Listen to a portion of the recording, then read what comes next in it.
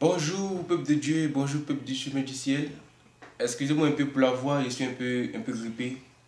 Voilà, donc excusez-moi beaucoup. Aujourd'hui, le verset que nous allons prendre se trouve dans Jean 4, le verset 24. Jean 4, le verset 24.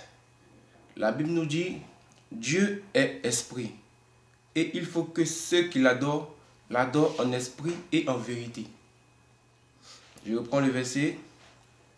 La Bible nous dit, Dieu est esprit, et il faut que ceux qui l'adorent, l'adorent en esprit et en vérité. Vous voyez dans ce verset, la Bible nous fait comprendre que quand tu viens dans la maison de Dieu, quand tu viens adorer ton Dieu, il faut être en esprit un, et deux, il faut être en vérité. C'est-à-dire que tu as confiance, tu te dis déjà que tu viens, ce que tu viens chercher, Dieu t'a déjà donné. En esprit, c'est-à-dire que dans ta tête déjà, tu te dis non que Dieu a déjà réalisé ce que tu demandes. Dieu t'a déjà donné ce que tu demandes. Mais il faut que toi-même tu sois sincère avec toi-même d'abord. Il faut que tu sois sincère dans tes mots. Il faut que tu sois sincère dans ta parole.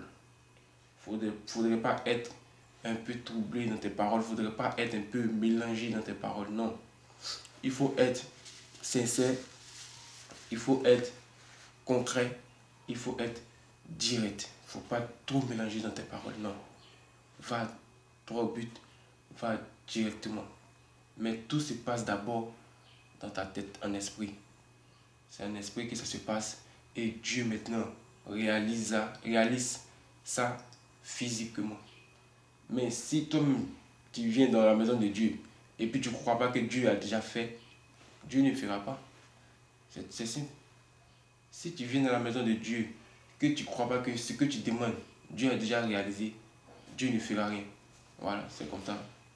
Mais si toi-même déjà depuis ta position, tu arrives dans la maison de Dieu, tu as déjà un esprit que ce que tu t'en demandes à Dieu, Dieu a déjà réalisé. Dieu a déjà fait. Tout a déjà changé même dans ta vie.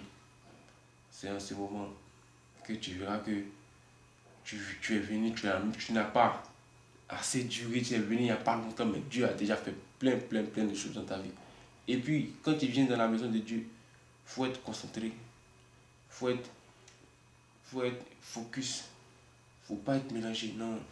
Tu viens dans la maison de Dieu, tu te concentres tranquillement, tu prends ta part. Voilà, c'est simple. Tu viens dans la maison de Dieu, tu te concentres, tu prends ta part. C'est pour ça, il faut toujours dire à Dieu, il faut toujours demander au Dieu de Papa Florian de pardonner notre péché, facilite nos activités et nous élève au-delà de nos attentes. C'est-à-dire où tu ne t'attends pas, qu'il t'élève là-bas. Voici le truc qui est là. Que le Dieu de Papa Florian pardonne notre péché et nous élève.